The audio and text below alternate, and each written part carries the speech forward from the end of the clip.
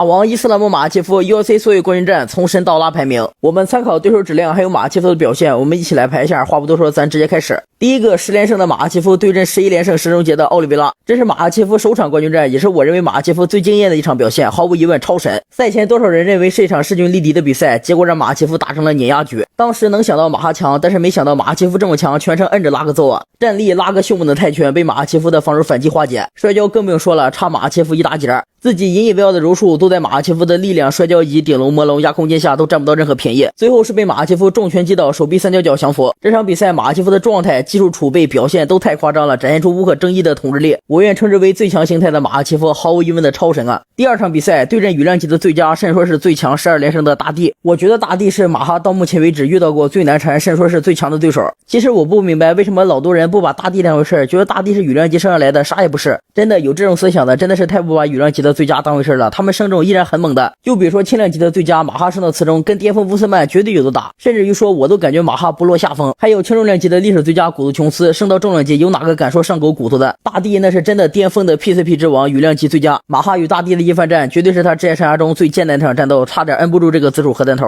甚至说谁敢想马哈能在下位挨揍呢？结果大帝做到了。这场比赛马哈切夫虽然是处境比较艰难，但赢的也没啥争议。总的来说，马哈这场比赛吧，大帝这个对手肯定是高的，但马哈表现不太尽如人意，所以说是神级。第三场比赛是与大帝的二番战，其实原本是与奥利维拉的二番战，但是由于奥利维拉退赛了，由大帝临时替补再次挑战双冠王。这次由于是大帝临时替补，而且刚做完手术嘛，这个状态指定是没有一番战那么炸，但大帝也不是一般人啊，而且马哈切夫这次表现非常好，在阵地端终结了大帝，首回合高扫 KO 一发入魂，证明自己的顶尖战力实力。综合来看，这场比赛大帝由于是临时替补，这个对手质量降一降，但是马哈切夫表现是无可争议的，首回合干净利落的终结，综合来看我会给到神级。第四场比赛是以钻石的那场世纪大战，只能说钻石燃尽了。其实这场比赛没啥可说的，作为一个合格的轻量级冠军，钻盖卫冕这都是必拿的，这基本都是送的。钻石作为最伟大的无冕之王，虽然说很心酸哈，但这也是他的义务。马哈作为轻量级的最佳最强，他打钻石打成这样，我个人来说是不太满意的。这个也说不好，托普利亚还输给盖奇了呢。虽然说马哈几乎拿下了所有回合，但确实场面上不太好看。虽然说这场比赛钻石状态爆炸，防摔拉满，但他也是钻石啊，一个标准的准冠军级选手，马哈表现中规中矩，我个人不太满意。综合来看，人上人吧。第五场比赛对决伊迪马内莫伊卡诺，这个没啥可说的，虽然说马哈给他秒了，但他也是标准的 NPC。莫伊卡诺一个前10实力都不具备的选手，能打上冠军战也是烧高香了。对于轻量级的历史最佳、历史最强来说，马哈给他秒了，这才是常规操作，没啥可说的。要是秒了萨少爷的话，那毫无疑问夯爆了。可惜的是，这是萨少爷的秘密武器，只能说啥也不是。第六场双冠之战，胜重挑战当时的次重量级世界冠军杰克德拉马达莱纳。这个怎么说呢？马达就是个标准的过渡冠军，他这个真实实力甚至说连前5都没有，可以说是次中诸神混战拳最后一个过渡板块。